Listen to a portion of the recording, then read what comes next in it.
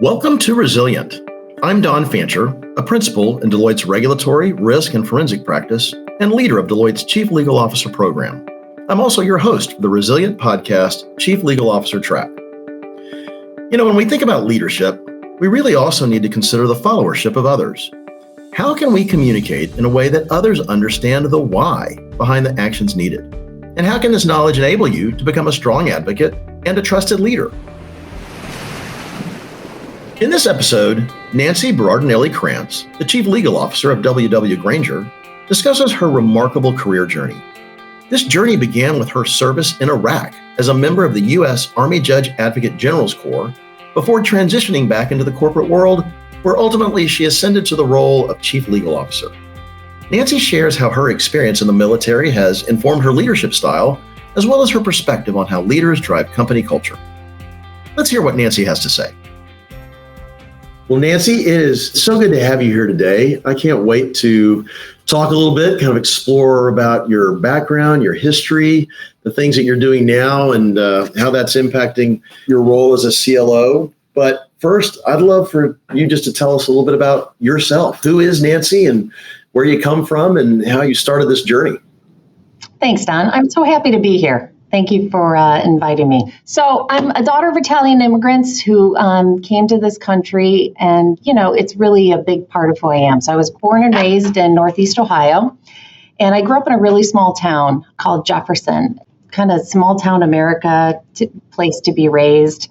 We literally grew up in a place where my grandparents and our backyards where I lived with my mom and dad and my brother and my sister, our backyards connected.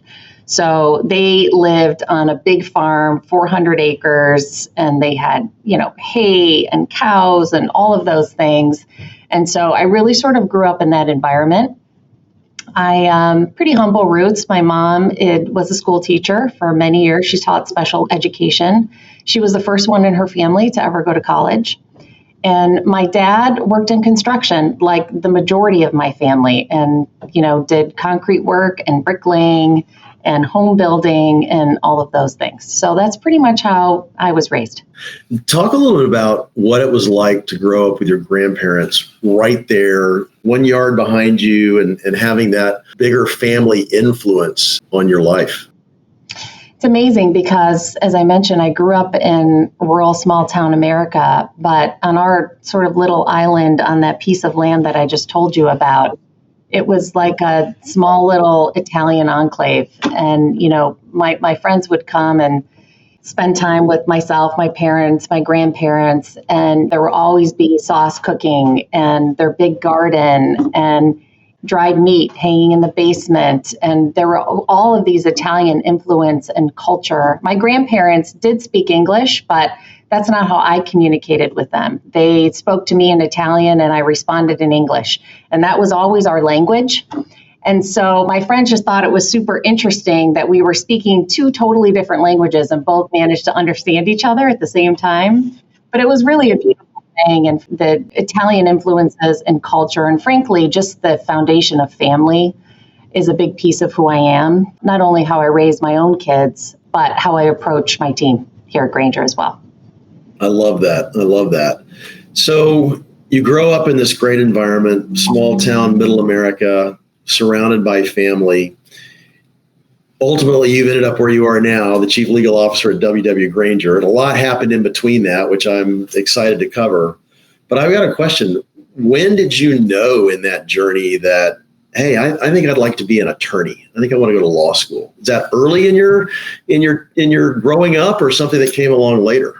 That came along a lot later, actually. I knew I wanted to do something bigger, and I knew that, again, based on the influences of my family and opportunities that I had to visit my other grandmother who lived in Italy, and I spent a couple of summers with her when I was very young by myself and there with her, that there was a bigger world out there. And so I didn't know right away I wanted to be a lawyer. As a matter of fact, I went to college and, I majored in biology, and I had thought maybe I was going to go the science route. And it took me one semester of my freshman year to realize that was a terrible idea. And I hated it. I hated every single piece of that. And, and I think it was just maturity, frankly, when you take a look at your skills, what you're really great at, and frankly, what you have a passion for. For me, it wasn't that at all. It was oral advocacy. It was foreign policy. It was political science, which ended up being my major. And, I had done Model UN in high school, and it was something that I loved more than anything else and really had an opportunity to, learn more about the world. And so I changed my major my second semester, my freshman year, and that's when I headed down the legal path. That's an interesting transition. I mean, growing up in Middle America and yet almost like a little part of Italy in Middle America, and then getting the chance to explore the world really began to expand your horizons, I guess you would say. And clearly that became something that was important because you ultimately choose to go to law school. And we're going to dig more into it in a little bit, but just the JAG Corps. So you end up going into the JAG Corps with the U.S. Army, which again kind of fits with this desire to be of service, desire to be an advocate, which is actually what the JAG Corps stands for, Judge Advocate General. When in the journey did you know that was something you wanted to do, or that opportunity would be something you'd want to take advantage of? I didn't really see this in myself, to be honest. I think it goes without saying that I grew up in pretty humble roots. There was a real question on whether or not I was going to go to college and how I was going to make that happen, frankly. I had two siblings coming up behind me. And so I had a teacher in high school, and she saw something in me that maybe I didn't see it myself at the time. And so she pulled me aside one day. She was an English teacher. And she said, Nancy, I see something in you. Both of her daughters had gone to West Point.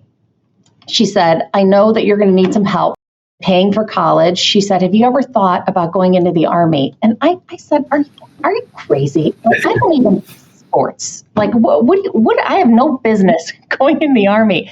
And she said, hey, just talk to one of my girls and see maybe if this was something that you'd be interested in. And so she made good on that. And I was able to speak with both of her daughters who were currently serving on active duty at the time. One was a lawyer, and one was in the JAG Corps, and one was a doctor. And so through those experiences and talking with them, I said, oh my goodness, I see myself in them. And frankly, they were saying too, look, the thing that the Army is great at is that they'll teach you, they will train you. And the concept of you don't have to be sort of a super soldier the day you show up at the door, right? That's what leadership is all about. And so the rest is history. I applied for an Army ROTC scholarship my senior year.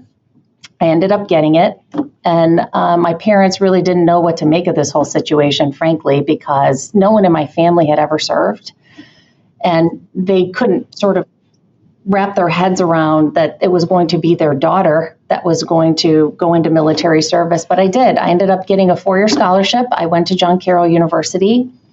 And, I loved it. I loved every single piece of it. And it was so hard, especially that first year, each and every day. The physical component nearly killed me.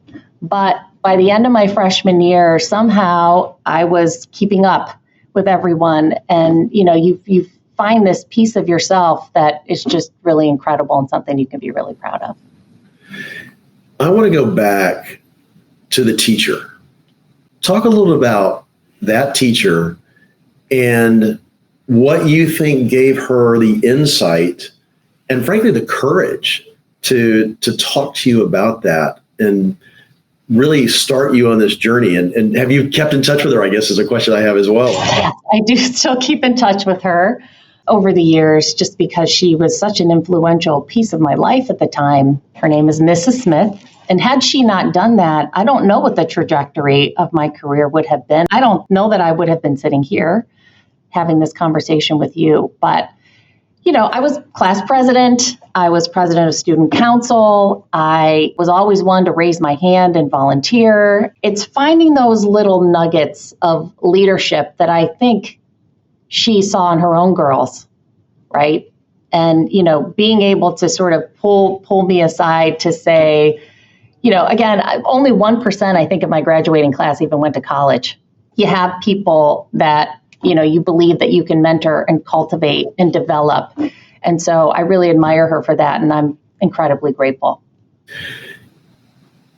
How has that impacted the way you lead now, the way you lead the people that you lead at Grainger and in other leadership roles you've had before? This is my commitment to pay it forward. And I know that that's a line that people use a lot, but I really mean it in this context. But it's unique in this way in finding sort of nuggets in people and seeing something in them that you believe that you can grow and sort of challenge them into doing things that they may not have thought that they were capable of. And so I've been presented with these opportunities throughout the course of my career. The Army does that for people all of the time, and that is moving them into jobs every 2 years when you largely have no training at all, but because you have foundation of leadership, right? They have the confidence in you that you'll figure it out. And so I brought that with me sort of from the Army to the law firm to the 3 companies now that I've had the privilege of supporting. And that is just raising your hand and frankly, just having enough confidence to say, I'm going to figure it out, whatever it is, because I have confidence in my abilities to, number one, ask for help when I need it. Let's kind of finish the story from a career perspective. So just kind of walk us through the journey of where you've been and what you've done. And then we're going to kind of go back in time a little bit and dig into some of those things a little bit more deeply. So after I finished law school, I had an opportunity. There was a bit of a break in service. I knew I was going to go into the Army. Whether or not it was going to be in the reserves or active duty, I wasn't sure yet. And so I was made an offer to go to the international law firm of Jones Day. During that time, I was in San Francisco, I was doing a big trial. And, it was everything that sort of a young lawyer gets put through the paces, right, as you're a new kind of baby associate. And it was just a really fantastic experience with some brilliant lawyers that I learned so much from. And at that point in time, the affinity for being a trial lawyer, that was something that I absolutely knew I wanted to do. I got a letter when I was at trial in San Francisco stating that I was being called to active duty. As you know, that was post 9/11. Yeah. And, they were calling up everyone right before the first invasion. And so I went to the managing partner of the firm and I said, thank you for this amazing experience, but I have to go. And so I reported for active duty in January of 2003. And I remember standing there, I was in the basic course in Charlottesville, Virginia, which is where the Army JAG School is, right on the campus of UVA. And we were watching in the lobby of the school on the television, the first invasion. And, it was really telling at a time where you're a young officer and you're trying to figure this all out. And what kind of leader am I going to be? What kind of officer am I going to be? And I still didn't even really know how to be a lawyer at the time, thinking the trajectory of my career is going to be greatly impacted now by world events. And so that's exactly what happened. I went to Fort Hood, Texas. And, I was a legal assistance lawyer there, really helping all of these soldiers figure out their family affairs as they were getting on planes to deploy to Iraq, running 24-hour operations, doing simulated exercises. I did that there, and I was also a prosecutor at the time. I was able then to go to Washington, D.C., again, with the Trial Defense Service. And then from there, I deployed to Iraq in 2005. And I was there, till 2006. I went there as a defense lawyer, so I was representing soldiers who got in trouble for a whole host of issues while they were there. We tried cases right in theater.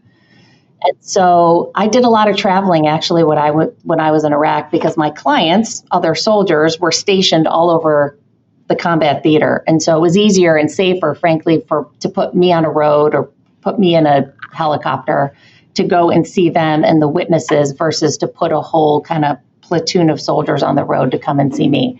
So it was a really unique experience to be doing that at the time and to be trying cases, because that's what we did. And so as a young lawyer, from an experience perspective, it was absolutely incredible. So I did that, came home, and at the time I was just in the process of meeting my husband, who was also active duty at the time. He and I, because of deployments, me being gone, him being gone, me coming up on orders to go again, we hadn't seen each other for 2.5 years, essentially, at that point. And so we made a decision as a family that one of us needed to get out, just for the sake of our marriage and family. And so I did that. And I was able to go right back to Jones Day where I was before.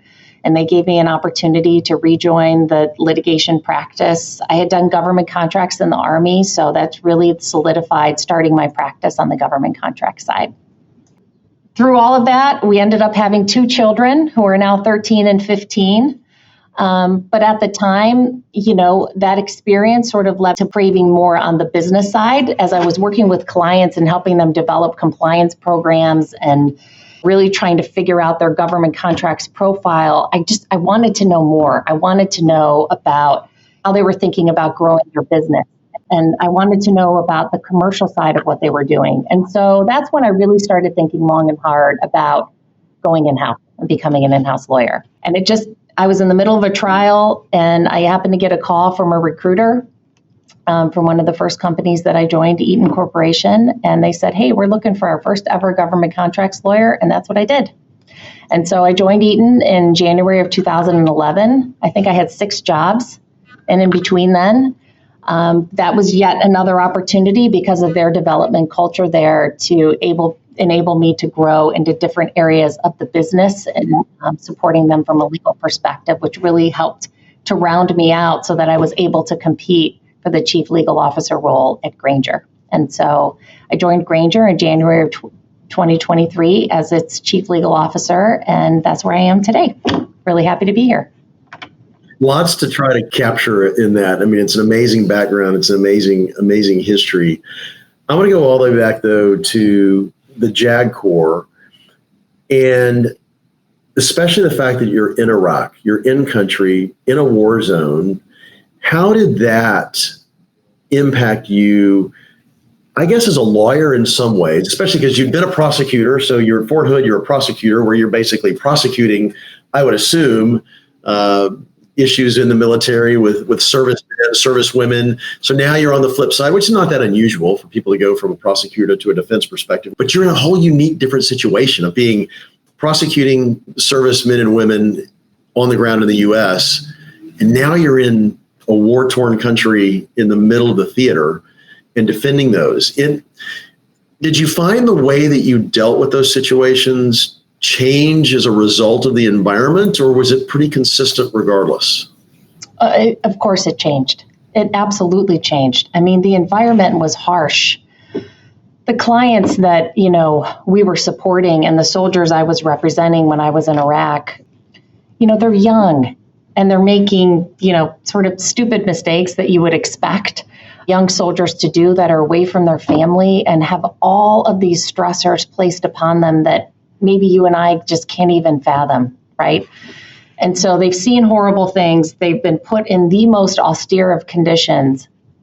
And so, your perspective absolutely changes. I think I was 10 times a better advocate for them at the time, just being able to trying to put yourself into their shoes to describe the conduct at issue and the why. And so I think that I became a better leader through that experience and really developed the empathy that I think is necessary when you're leading big teams like I have today. Can you talk a little bit more about, you just said something that really resonates with me. I'd love to explore it a little bit more, explaining to your clients, the servicemen and women that you were defending, the why. Talk a little bit about what you mean by that, and then how you've taken that concept into the way you deal with your teams today. You got to meet people where they are. There's a reason behind people's conduct and the way that they approach others. And I think for me as a leader, it's something that I've tried to just kind of have as the table stakes and the foundation of how I attempt to build relationships with people on my team, people that I help support. Number one, if you don't understand who someone is inherently, where they come from, how they approach a problem, sort of how their personality dictates how they like to work and receive information, you will never build the strong relationships necessary for them to be their best selves at work. It's not going to happen, right? If you expect everyone to sort of flex to how you are, the teams fail that way. And so I learned that when I was there in Iraq more so than any other place. And that is, When you are standing before a judge and you are trying to explain for someone who's been convicted of a crime during the sentencing proceeding, it's really all about who they are as a human, right? And the why behind why they made the choices that they did. And so this was hours spent with someone trying to figure out, talking with their mom on the phone on how they grew up, talking with their dad about different hardships that they experienced as a child. And so, there's therapy piece of that involved in it. But if you can figure out how someone loves to work and what makes them tick, they will put in 110% more effort. And so I learned that there through that experience in Iraq. And one of the things that I'm hearing you say, you haven't said the word, so I'm going to throw the word out there, but it's trust. It's building trust with your clients. It's building trust with even the judge, with others that you're having to deal with. And now your teams that you're dealing with now, you're putting those people first and you're building trust with them and they have trust in you. And that allows for that type of relationship and therefore the type of impact and the type of process that you can develop that's so much more beneficial, I think. Trust is super important. And, another thing that I learned throughout that process, first of all, you have someone's life in your hands, literally, right? So they too have to feel that from you through that symbiotic relationship and you getting to know them, to know when you stand up and you advocate on their behalf that you have their best interest in mind. So that is absolutely 100% agreed on trust. But it's also what was important through that process, and I think the Army is unique in this way, is after every single trial, the judge would conduct, both with the prosecutor and the defense counsel, they did a feedback session. And so after having watched all of the trial, they would bring you in there and they would talk about how you did as a lawyer, right? And so this was my first sort of real experience with feedback and being very comfortable with feedback. And so hearing that, again, after having done so many trials, you realize that although maybe hard to hear in the moment, makes you so much better over time. And so I learned a lot about body language and perception of body language to a jury, presentation style, how you're treating your client in the moment. And so all of that as an executive, I just recycle all of those lessons that I learned at the time. And so we talk a lot about feedback in corporate America and how feedback's a gift and it's really important. For me too, I learned that there. That was a really formative experience. So when you left the JAG Corps, you come back, you go to Jones Day. Did you have challenges personally with coming out of theater back into what we would, I guess, call normal life and back into more of a commercial setting? I underestimated how difficult that was going to be. First and foremost, the formality of it all, right, wasn't there. And so when you have to go back into an environment where you're calling people by first names and you're walking into someone's office and you don't stand up and there's not the protocol of the saluting, that's really hard to unwind. It's a structure thing. There's so much structure in the military, and all of a sudden now you've kind of lost that structure. It's absolutely gone. So that was a hard thing to get used to. What was also difficult for me, going back to the trust issue, was camaraderie. Because everyone is displaced in the Army, you're away from your family. No one's really kind of living in the place that they grew up. You form this really close, tightly knit community that was really lacking on the civilian side. And so although I had my nuclear family surrounding me, the camaraderie was just not there. And so that is such an important piece for my own personal engagement that I look for as I have gone throughout my career and trying to, I want to have fun here. I spend so much time. We spend so many hours at work.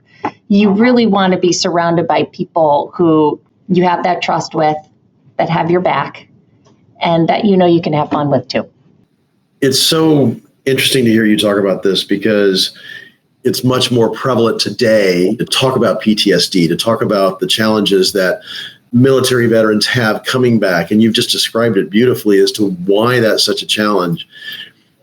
Any outside of what you just said, surrounding yourself with your nuclear family, with people that love you and all that, what else can veterans do when they are coming back into, whether they're coming back from the JAG Corps and being an attorney here in the U.S. or just a serviceman, servicewoman that is reintegrating back into normal society? From your own perspective, what can they do, or what can they surround themselves with even more broadly to help with that transition? My husband and I talk about this, that, someday everyone has to hang up the uniform, and you just don't know how difficult that's going to be until you actually do it, and you lose sort of this sense of community. And so we have found in our own family, you got to stay connected to others who have lived a similar experience. You got to figure out where that community is. I've been fortunate enough to be at companies that have business resource groups that are veteran focused.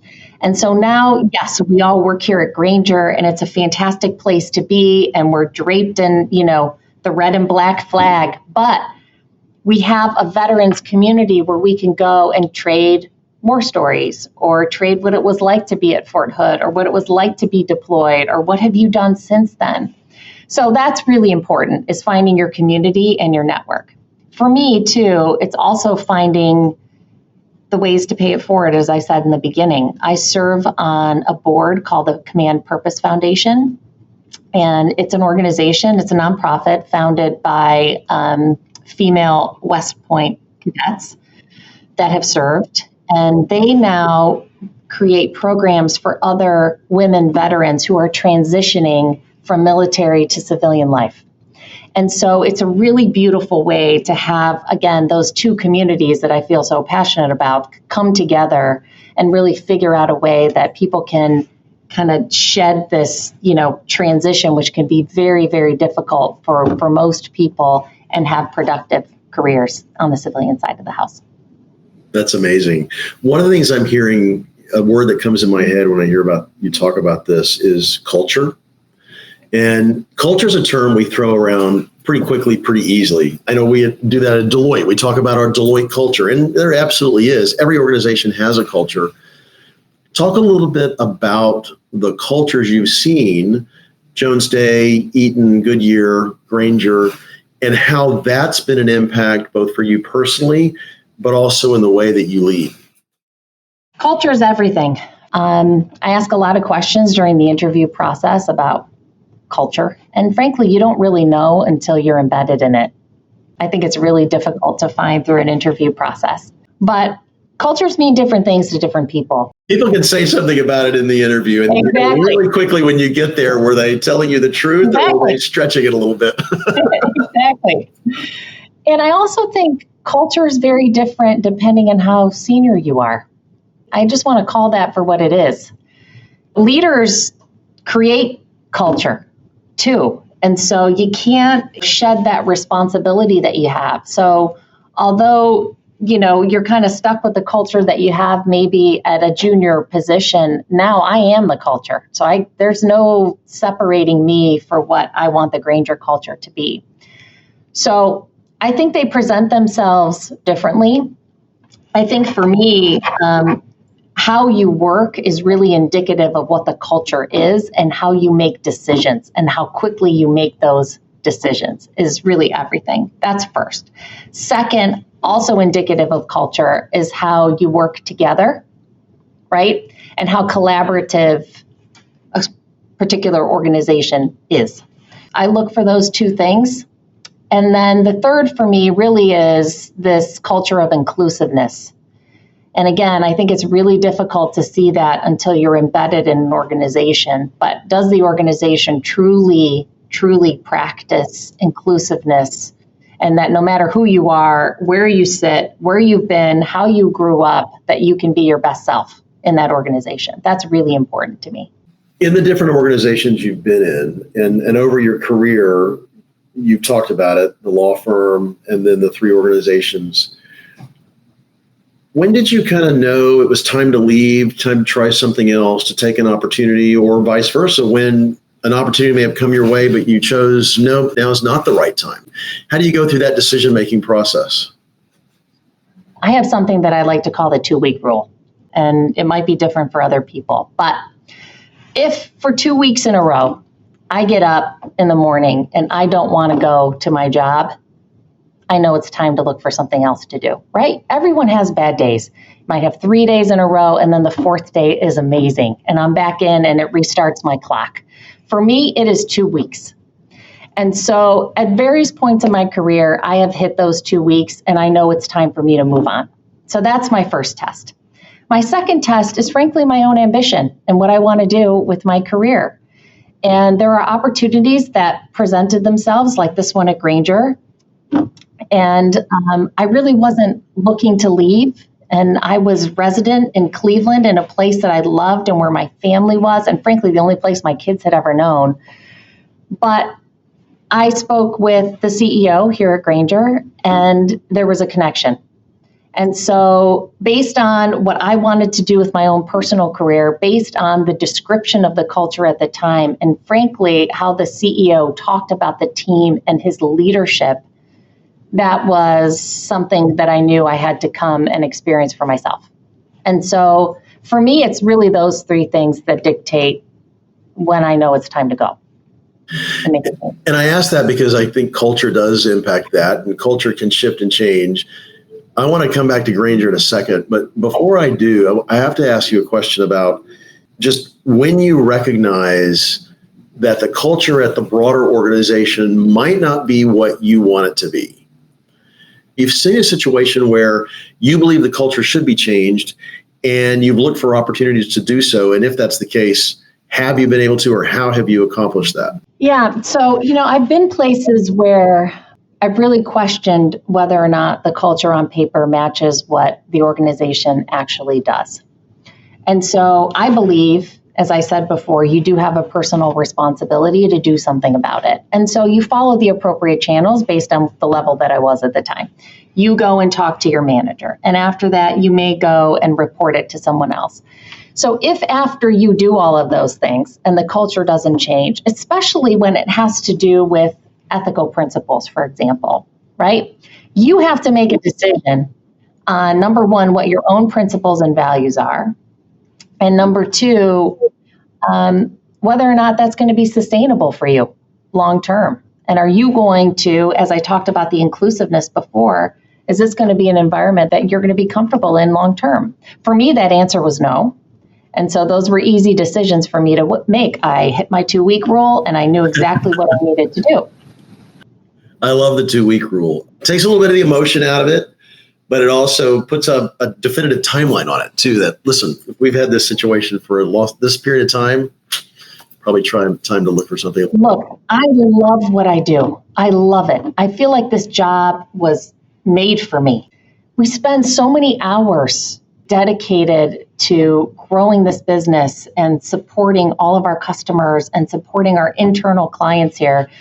And so you got to be all in. And so for me, I'm doing the company a disservice. Again, if you get up in the morning and you're like, I don't want to be here, right? I have a team that's counting on me to show up each and every day.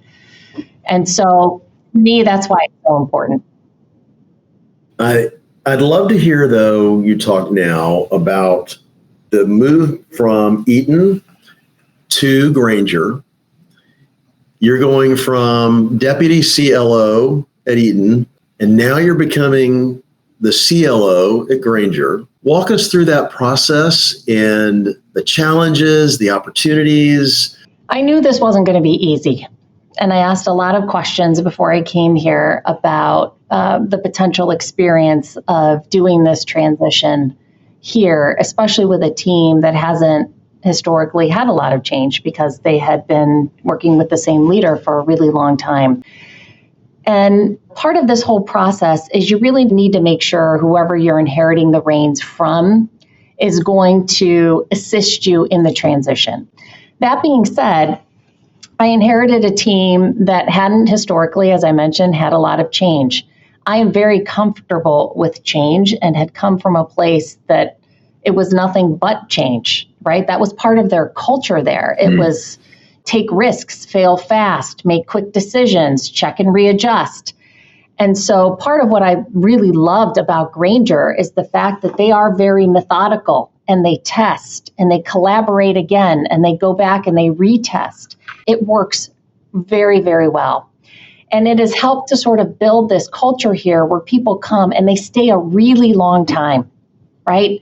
And that's because the culture is so exceptional. And all of the things that I talked about before that I loved about camaraderie in the Army, about camaraderie and being able to build trust, they have that here.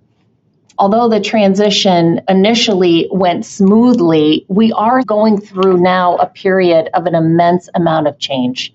And that is to right-size the team for the business that Grainger is today, and frankly, getting the talent that we need in the seats, right, for the business that Grainger will be in the future.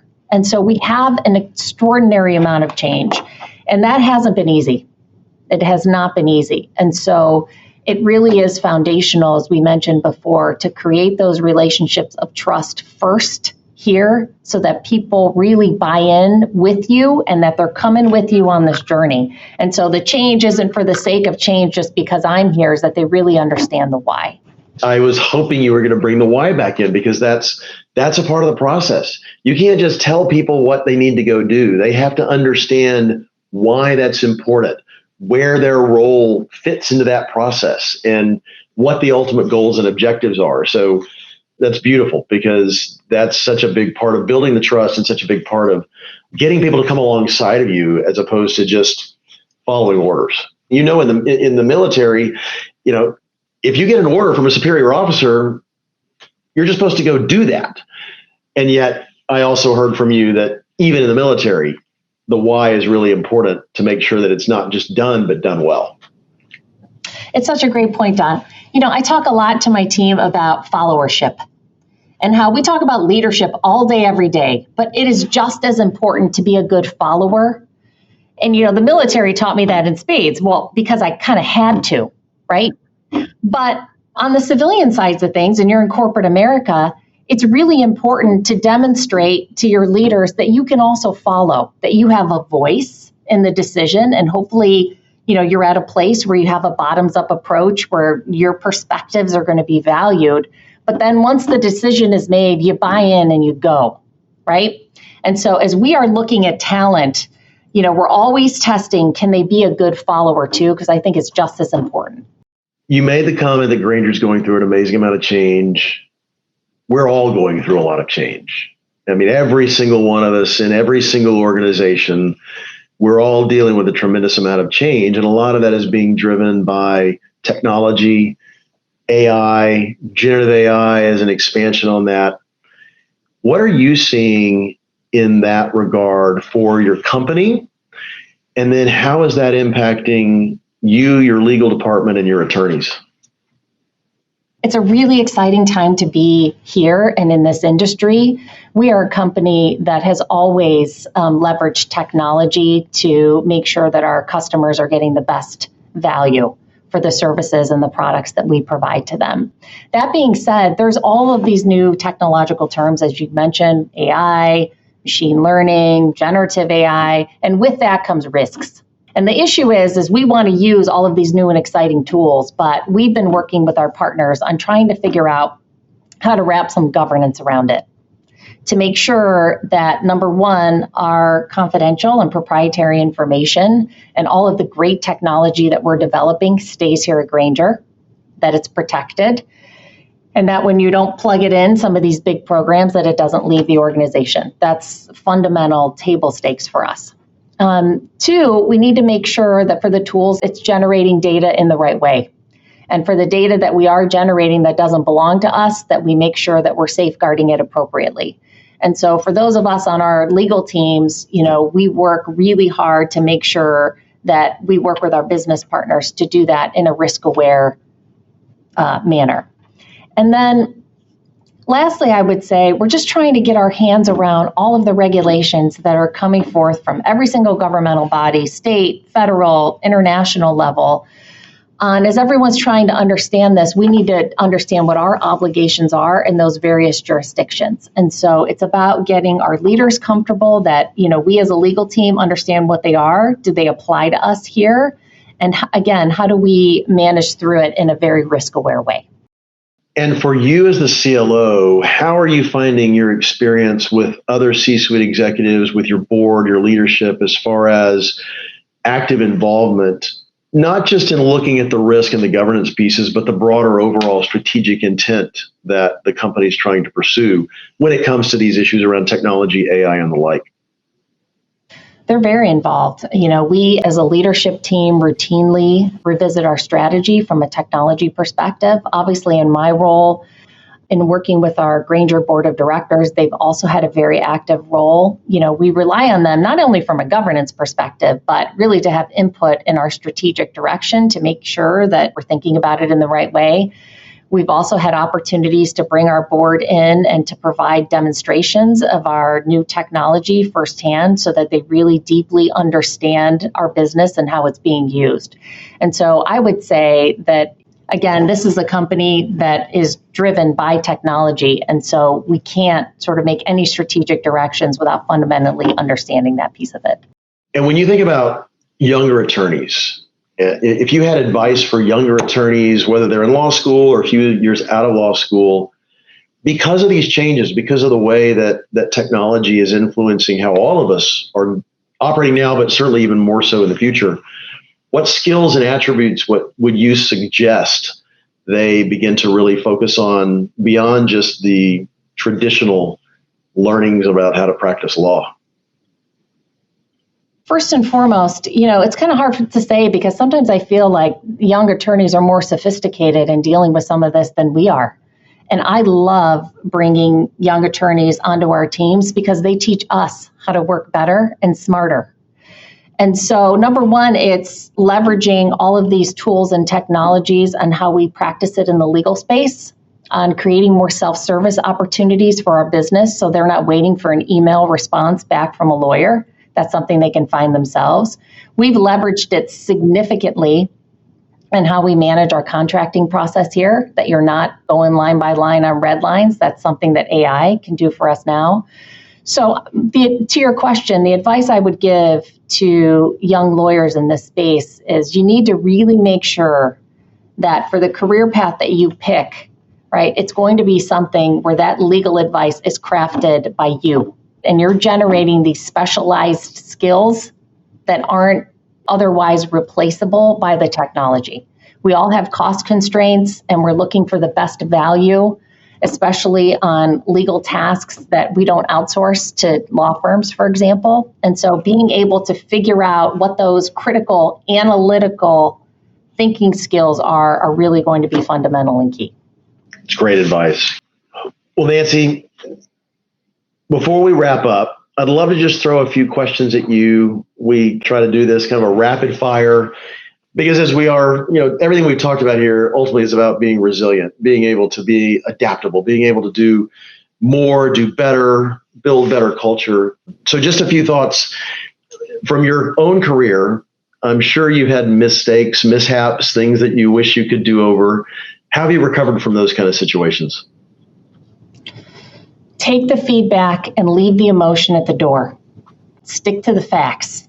So I would say, I continue to make mistakes. It helps me grow, not only as a lawyer, but as a mom. My kids remind me all of the time on all of the mistakes that I make. And so it's about taking that feedback and leaving the emotion out of it. Stick to that. I love it. If you could go back in time, what advice would you give yourself based on what you know now? Sometimes I feel like I put up with a lot of garbage throughout the course of my career that wasn't necessary. And I wish I would have had the confidence earlier in my career to call out things in the room that I didn't believe were right. The more experienced I become, I found so much admiration in people who have the courage to speak up in the moment. And so I wish I would have had the courage to do that earlier in my career. I think it would have made a big difference. There's a risk to doing that, which is why I think most people don't. Thoughts on how, if you could go back, and I'm sure even now you're in a position where you can do it more, how you do that in a way that at least mitigates some of that risk because you're going counter to whatever the majority may be saying at the time. It doesn't have to be negative, right? There's always a positive in calling it out at the time and figuring out what the words are. I tell my mentees this. In the moment, when you are being accosted or maybe challenged, what are going to be sort of your words that you use in the moment, right, to revert the situation and turn it back into a positive, and letting people know what your principles are.